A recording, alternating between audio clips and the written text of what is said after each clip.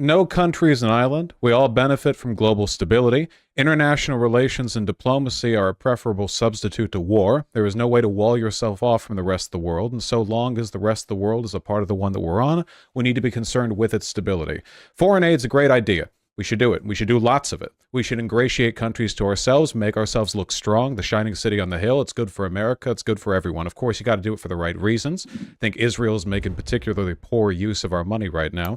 But generally speaking, yeah, there's no way to just wall yourself off. The world comes crumbling down due to instability. That hits us too. So we got to be responsible stewards of the power we have, which is, at this moment, quite a bit. It's very interesting to see how socialists always have this same notion where conservatives or libertarians or limited government types don't want the government to do something. And so the claim always becomes that, you know, and this goes back, you know, Hayek noticed this, right? It's like, it's as if the socialist believes that we don't want to produce grain, right? The idea is a false dichotomy. It's a fallacious argument that Vaush is making. This idea that there is either we wall ourselves off from the world or we spend money that is completely wasted in inefficacious ways towards foreign aid, which is which can be done better via charity and private industry. And the idea that, oh, well, don't worry, it'll create jobs. I mean, that might work. Job creation might work on fucking, you know, 1980s and 1990s conservatives that would vote for this dumb idea of like, it'll create jobs, but it doesn't work on me, buddy. Like, private no, economy enjoys when private corporations make profits. Okay, so Anarchy, if you wanted to respond to that, we can give you an opportunity to respond to that, or we can just throw it straight over to Adam. State money, like, shut up, like, so stupid. No, it's a straightforward calculation. It's a straightforward calculation. The United States is spending, proportion to what it has, nothing. Absolutely nothing. It's barely spending anything compared out of its total budget. And what it's generating in terms of a geopolitical result, you're getting your money's worth easily. And yeah, sure, you can talk about the neutrality. It's so, like, it's just, it's on. We've got photographs. We've got photographs. Can I jump in on this? Burned out. That's not how basic economics works. Wait, okay. Wait a second. Okay. Adam, something. I love you. But I'm going to have Vaush quickly comment. Then I'm throwing it to you. It's just my handsome friend Adam something, whom I seed every moment but this one. If we're going to center the discussion, it should be on reality, not fantasy. Every country on the world has a state. Every country in the world's state manages its own resources, including war. The idea that the argument here would be about, oh, what if the private sector did for it? What if the market decided? Shut up. The market decided. The system exists. We live in a global economy. Turns out corporations benefit from a state that protects them, that establishes a system by which they're defended. Yeah, the argument that I'm making is that you don't have one. What is this? Like, can you point to any place in the world where the state has subsisted? Hey, dumbass. We only have so much time. Wait. We only have so much time. I'm going to let Vaush finish his question, and then I'll give you Fabian, and I'm so sorry, like 10, 50 seconds to respond. Then I have to throw it to Adam. It's just I'm feeling up my crystal ball right now, and I'm foreseeing 57 questions that are answered. But what if we let the private market do more in some abstract, nebulous way that's never been done because it doesn't work? I cede everything to Adam somebody with something interesting to say on the subject. No, I ceded. Of course. I ceded. Of course. The conscious moves. Wait. Take what's yours. I would give Fabian 10 seconds to respond. He gets 10 seconds to respond, then Adam. Yeah, of course the socialist wants us to have more government. Of course the ANCAP wants us to have less government, except I didn't make the argument from a non-government anarchist perspective. You just randomly said dumb shit to attack ANCAP because you have no fucking argument. That was point number 3 of 7. It's worth noting that the crisis we're currently having at our southern border is in large part a product of instability that we've either ignored or facilitated in Latin America.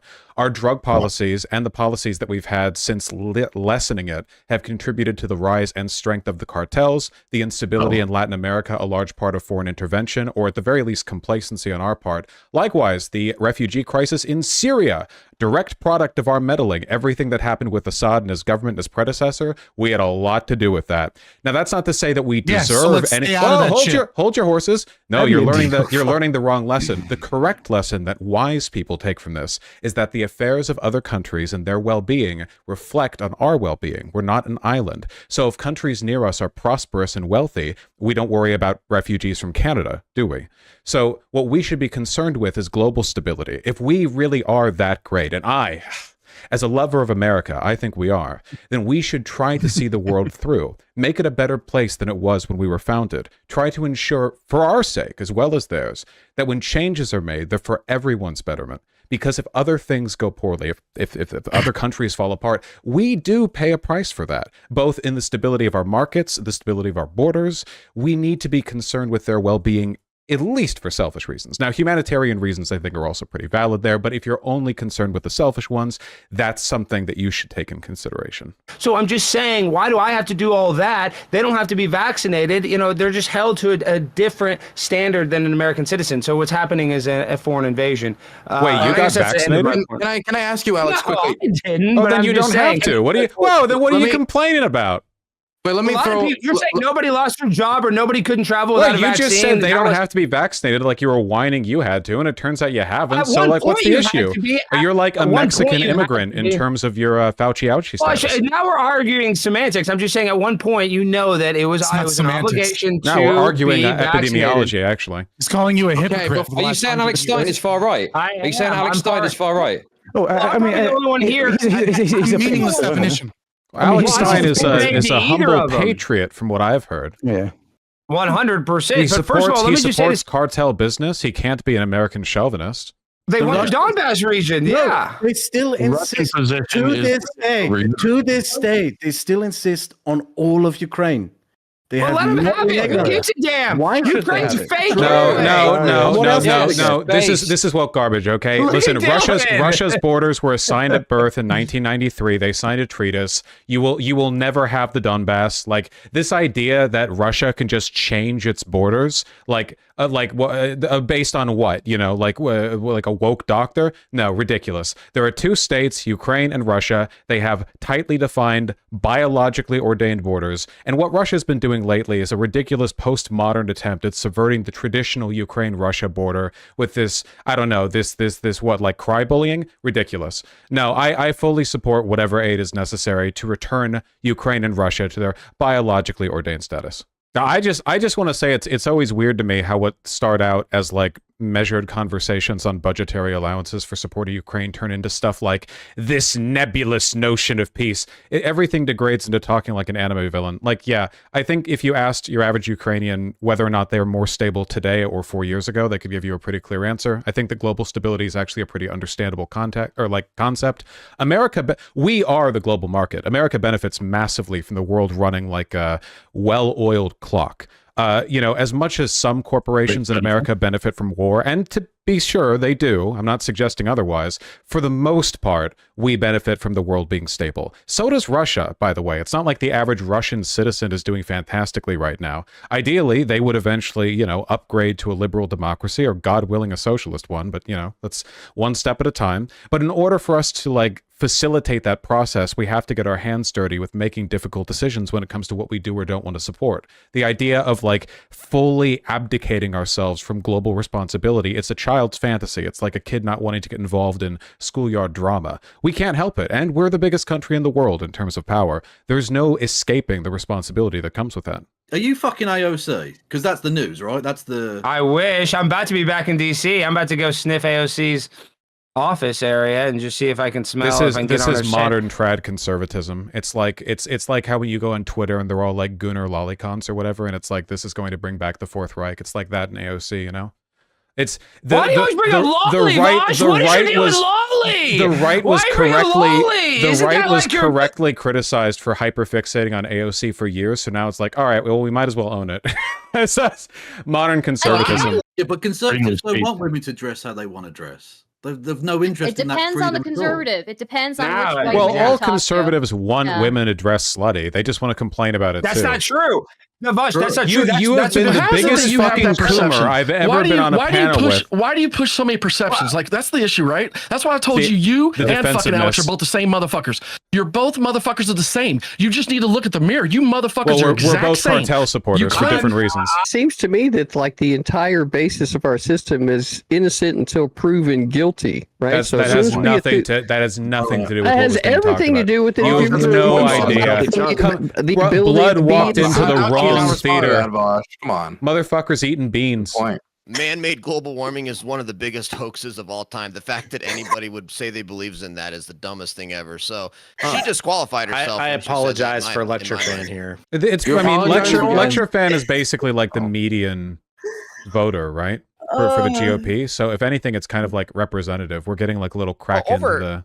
He's definitely more on the Trump train. Over half of America doesn't believe in that we're all going to die in 10 years from global warming, like Al Gore said 20 But that doesn't also reinforce your claim that man-made global warming isn't real. It's a complete political movement. There's no point in talking about him to anything. He manufactures these points live to disagree with We just need more nuclear, man. Peepaw, it's nice getting coping late. mechanism, Vaush. Nice coping mechanism. Like I've done a fair number of these, and I think it really is like he's like the ultimate Dark Souls boss, you know, where you like ram your head against a wall.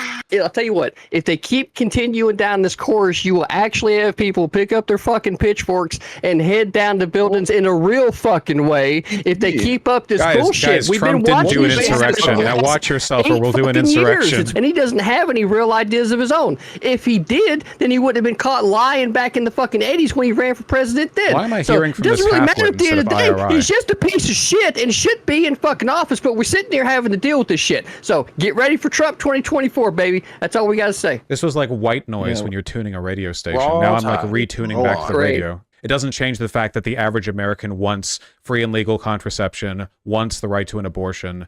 You know, like if you... How about the border then? Well, it depends on how you phrase the question. If you ask somebody if they want... economy? Wait, what? We didn't even get to the border question. If you ask somebody like, do you think the border should be safe? You had a really good sweet answer for the abortion one. If you ask people... You can't tell me to be quiet. If you ask people... Yes, I can. I mean, he definitely can, right? But they didn't put in the fucking work, did they? And that's exactly why they're not reigning. Hello. That's just how it is. Vaush, what do you think about this dilemma? I think that this is a dilemma? I think that his legal personhood is of dubious status, and I think that every second I spend talking to him is an insult to me and my entire lineage. The victor is Lecture Fan, the lawyer from Montana.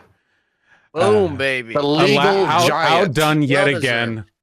Well deserved. Well deserved. Global warming doesn't exist. Global warming doesn't exist. For esteemed accomplishments in knowing the 13th Amendment. Lecture Fan, I concede to you. Thank you. Brilliant. You truly had the thickest skull of the panel. God help me. And people say, why don't you do panel shows? That's what people say to me. They say lots of things to me. Sometimes they say, why don't you do panel shows? You have to remember, maybe we all needed to be reminded. The damage. The problem is that the main feature of those shows is usually Lecture Fan and CTV, and I genuinely don't know if they're people. Like, I don't have fun talking to them because they don't believe anything they say. They just say stuff. I like all the other... I like arguing, though.